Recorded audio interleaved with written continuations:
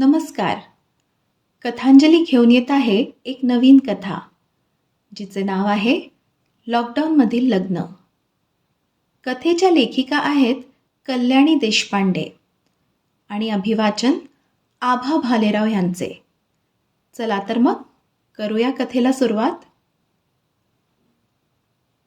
चैतालीचं चेतनशी लग्न ठरलं होतं. साखरपुडा झाला होता आणि 8 दिवसावर लग्न असताना लॉकडाऊन जाहीर झालं. मग लग्न पुढे ढकलण्यात आलं.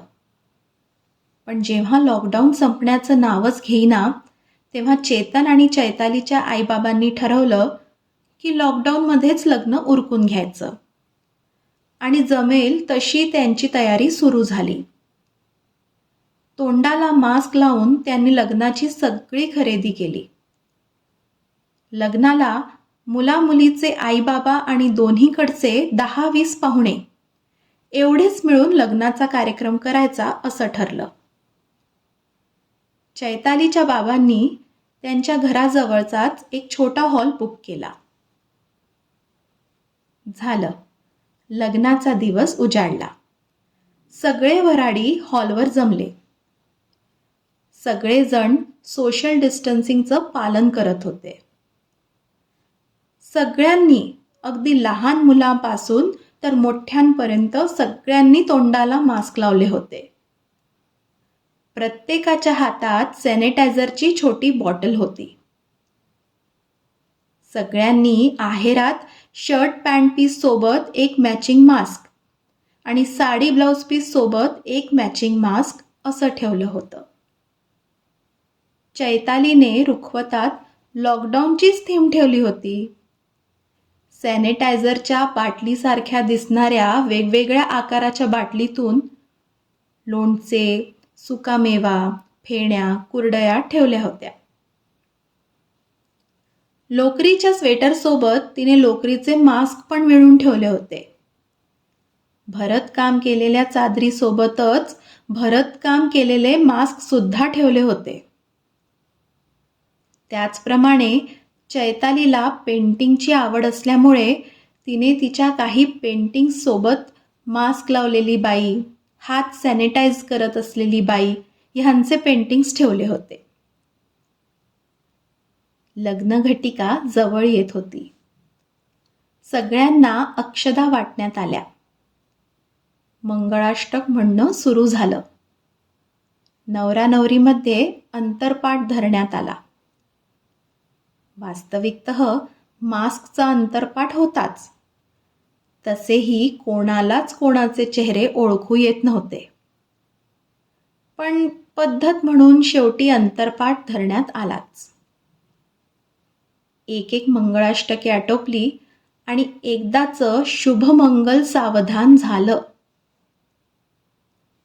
सोशल डिस्टन्सिंगमुळे सगळ्यांनी दुरूनच सुलग्न लावलं. चैताली आणि चेतन एकमेकांच्या नातेवाईकांची ओळख एकमेकांना करून देत होते. पण मास्क घातलेला असल्याने बरेचदा बोलणं ऐकू येत नव्हतं. विहिणीच्या पंक्तीची वेळ झाली. पंक्तीत सगळे बसले. चेतनच्या उजवीकडे त्याची आई, बाबा, आजी, आजोबा, नानी, नाना, आत्या, मामा, काका, मावशी, मामी, काकू आणि लहान मुलं. आणि चैतालीच्या डावीकडे तिची आई, बाबा, आजी, आजोबा, नाना, नानी, मामा, मामी, काका, काकू, आत्या, मामा, मावशी, काका, लहान मुलं इत्यादी असे सगळे बसले. चेतनने आपल्याकडच्या सगळ्या नातेवाईकांना हात स्वच्छ करण्यासाठी हातावर सॅनिटायझर दिलं. पण चेतनची आजी फारच भाविक असल्यामुळे आणि सॅनिटायझरबद्दल फारसं माहीत नसल्यामुळे हातावर सॅनिटायझरचे थेंब पडताच आजींनी मोठ्या भक्तिभावाने ते थेंब तीर्थाप्रमाणे पिऊन घेतले आणि डोक्याला हात पुसला. वर चेतनच्या आईला म्हणतात कशा, अगं कुसुम, तीर्थात धूप मिसळायला गेलं का? कडसर चव लागते म्हणून म्हटलं. अहो आई, तुम्ही ते तीर्थ समजून पिलं की काय? चेतनची आई. म्हणजे ते तीर्थ नव्हतं? चेतनची आजी. अगं नाही आजी, ते सॅनिटायझर होतं. जेवण्याआधी हात स्वच्छ करण्यासाठी दिलं होतं. चेतन डोक्याला हात मारून म्हणाला. मग उखाणे घेणं सुरू झालं. चेतनने श्रीखंडाचा घास चैतालीला भरवत उखाणा घेतला. मास्क लावून लावून कोंडला माझा श्वास. मास्क लावून लावून कोंडला माझा श्वास. चैतालीला भरवतो श्रीखंडाचा घास. मग चैतालीने उखाणा घेतला. कुठेही आजकाल येतो मला सॅनिटायझरचा वास. कुठेही आजकाल येतो मला सॅनिटायझरचा वास. चेतनला भरवते मी पुरणपोळीचा घास. तेवढ्यात चैतालीच्या काकांचा आवाज आला. अरे रे रे, हे काय केलं तू भैताडा? जेवेपर्यंत इथे मास्क काढून ठेवला होता मी. त्यातच बासुंदी वाढली. माझा एवढा चांगला N72 मास्क खराब झाला ना.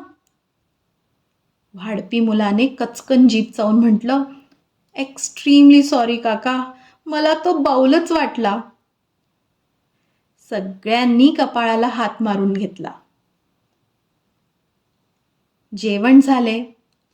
उखाणे घेऊन झाले. सगळे विधी व्यवस्थित पार पडले. वधूची पाठवणी झाली. विशेष म्हणजे बिदाईच्या वेळेस कोणीही रडले नाही. उगीच रडा, मग नाक डोळे पुसा, नकोच ते. कोरोनाच्या काळात नाका तोंड डोळ्याला हात लावू नाही हे सगळ्यांनी लक्षात ठेवलं. तसंही चैतालीच्या माहेरच्या आणि सासरच्या घरामध्ये 1 किलोमीटरचं अंतर होतं. झालं. लग्नानंतरचे सगळे कुलाचार सोशल डिस्टन्सिंगचं पालन करून उत्तमरित्या आटोपले. चेतन आणि चैताली ज्याची वाट बघत होते ती मधुचंद्राची रात्र आली. करोनाच्या कहराचा नाही म्हटलं तरी त्या दोघांवर बराच परिणाम झाला होता. त्यामुळे बराच वेळ विचार केल्यावर त्यांनी ठरवलं की वॅक्सिन येईपर्यंत सोशल डिस्टन्सिंग पाळायचं आणि ते 6 फीट अंतर ठेवून झोपून गेले. अशा रीतीने लॉकडाऊनमधलं लग्न अखेर पार पडलं. हुश. धन्यवाद.